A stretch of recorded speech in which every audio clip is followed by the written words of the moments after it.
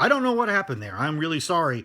I was talking along, and all of a sudden, my phone went to another screen, and I don't know what happened. So I hope that other video finished. We'll start back up, and I'm really sorry. This is one of the vagaries of technology, is that sometimes it just doesn't do what you want it to do. So I hope everybody will come back. My apologies. I, again, don't really know how that happened. I wasn't touching the phone. I've got it on a tripod thing, so didn't have to handle it. I was hoping it would avoid that possibility. So anyway, we were talking about archival, acid-free, lignin-free. So if it has lignin, it's going to break down. So what you want is to find something that is acid-free and lignin-free. That means it doesn't even have the lignin, so it can't become acidic. So I have these boxes. They're blue. These are acid-free, lignin-free boxes. I have folders in the boxes. Let me pull one out here. Find a folder with some documents in it, and we'll look at that. Well, here we go. We'll start with this one. This one has multiple uses. So this folder is acid-free, lignin-free. That is good for what's inside of it, because it's not going to add any acid to what's in there, and it will absorb some of the acid from the contents if necessary. So that's what you want to look for. Ideally, you can also use inert materials. Here's another folder. I'm going to pull this one out. Fortunately, mine aren't in a numerical order, so I don't have to worry about getting them back exactly in the right order. But what you can see here, and these are my grandfather's report cards. We won't look too hard at the grades. I've used Mylar sheets. Mylar is inert, which means it is perfectly stable. It doesn't deteriorate. It doesn't have anything in it that's going to affect the piece. That means I can handle this without touching the original artifact. And it protects each piece from the other pieces. So that's a really good way to go. Mylar is your friend. You really want, if you can, to use Mylar or related materials. So anyway, that's what I've done here. So look carefully at what you're buying. If you want to buy this stuff, you can buy this at Gaylord. That's who we use at Ashland. That's who I use for all this material. Gaylord is probably the largest supplier of museum and library tools and equipment and supplies. You can probably buy it, if you go on Amazon, you can probably find other things there. So you can buy it there as well. So anyway, it is quite possible to acquire this material. It's not necessarily cheap. I'm going to be honest. I spent, in all of this, and I have one other box that's not out here right now, I spent between, I think, $400 and $500 on boxes and folders, and I still have quite a bit left over. So work on my wife's stuff or other stuff.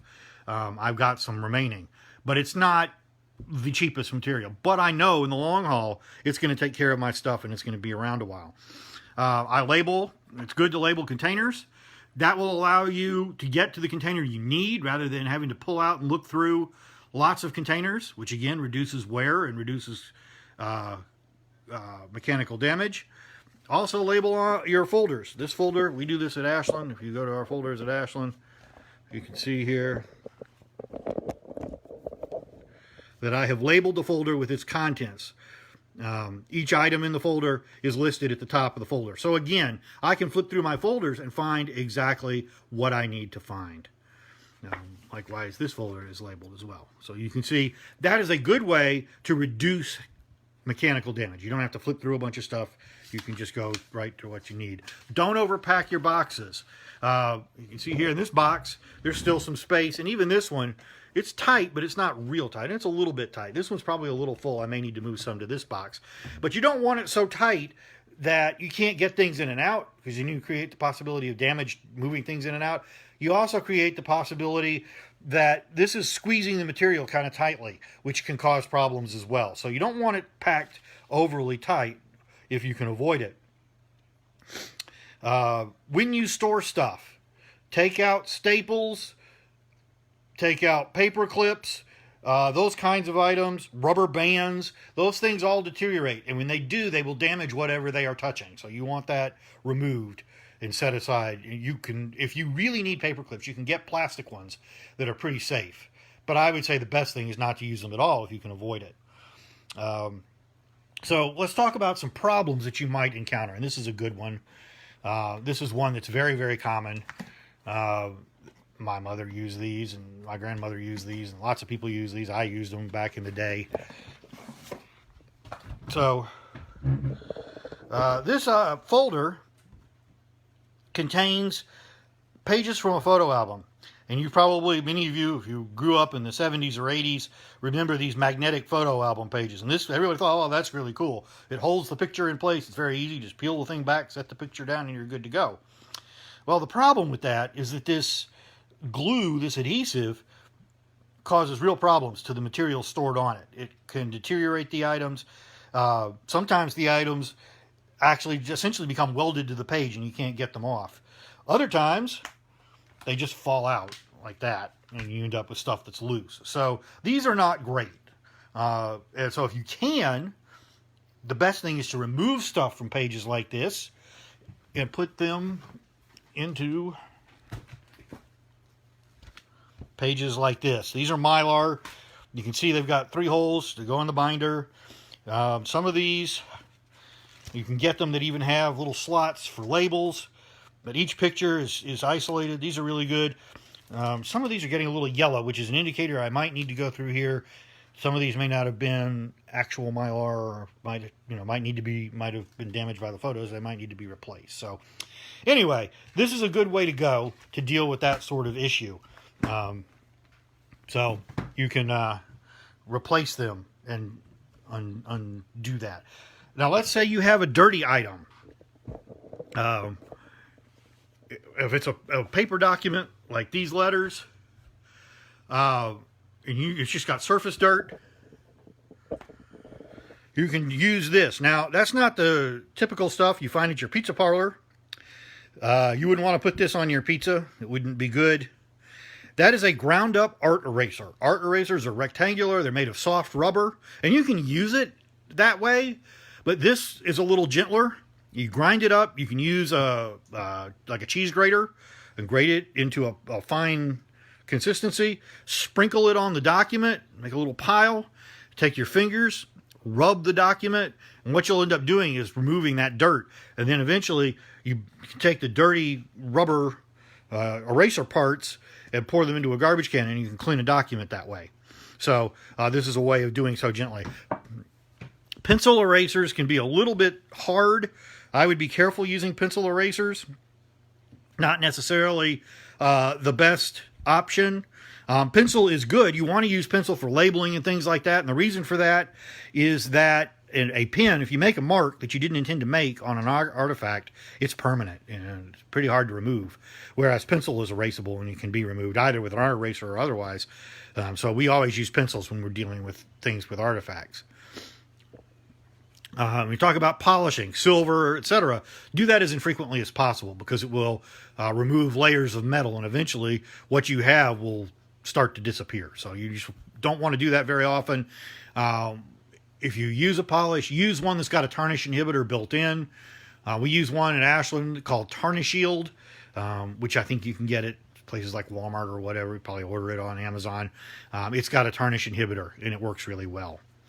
So what happens if you have folded or rolled up items? Well, you want to unfold things. These letters, for example, were at one time folded in envelopes, and I have unfolded them to store them flat. Why do we want to do that? Because a fold will eventually become a break if you don't unfold it. There's stress along that fold, and it will eventually split and break the document apart. So you want to unfold it. That's important to do that, and you don't want to fold things if you can avoid it. For something like a quilt, pad the folds using the acid-free tissue Sue talked about, so that they're not sharp, and fold them in different places over different times. Now, if it's rolled, then you need to flatten it, and you can do that using L-flattening brick. This is just a brick. If you go to the back patio at Ashland, you'll see others exactly like it. It's been wrapped in unbleached cotton muslin. You can buy that at a fabric store. Joann's probably carries it. Probably buy it online. But it's just unbleached cotton muslin, which is a great fabric to use because it doesn't have weird sizing or other chemicals in it. It's perfectly plain. It's not going to have dyes that might be fugitive. And then you can just take like quilt batting or something like that, polyester batting, and wrap around the brick and then under the fabric. And then you can use that to flatten your document. It provides a constant, steady weight. If you have a big document, you might use 2 or 3 of them. The other way to do this is to create what's called a hydrator. I don't have a hydrator in front of me. We had one at Ashland. We dismantled it because we needed part of it for storage. But a hydrator can be made by buying one of those plastic tote tubs like you store things like your Christmas decorations in. Get one that's, I would guess, like a 10 or 20 gallon tub. Something that's, 3 feet long and 2 feet wide by 2 feet deep, something like that. Buy a dish drainer that's got legs a couple of inches tall. And you can set that first you put about an inch of water in the bottom of it, set the drainer on there, and then take your document or whatever you're trying to unroll, set it on the dish drainer on top of the water. Make sure the water is not touching, and make sure you put it somewhere that it's not going to get bumped or jostled so the document might get wet. Put a cover on it, leave it, check it after a couple of days, and keep checking it until the thing is flattened out to the degree you want it flattened. What that will do, the water in the container will eventually evaporate into the air, making it more humid. And I know I talked about humidity earlier. This is a case where you're doing it for a very short targeted time for a specific goal, so it's okay to do that. So that is a good way to accomplish that. There is lots of professional help out there. If you need professional help with this stuff, if you have something that is really badly damaged, that's what you got to do. When we have things at Ashland, I've got a piece right now that I'm waiting to come back. It's been in conservation a really long time. So it can take a while, and it's not necessarily cheap. But if you got something you really care about, something you really want to protect, that's a really great way to go. If you need that information, go to the AIC, American Institute for Conservation website, which is www.culturalheritage.org. It is not AIC.org, I discovered yesterday. That goes to a Lutheran church somewhere, so not the right website. But culturalheritage.org is the website. That's the American Institute for Conservation. They produce conservation guidelines. They're the national organization for conservators. They have a directory. You can look up a conservator for whatever you're trying to fix. So, anyway, they can help you.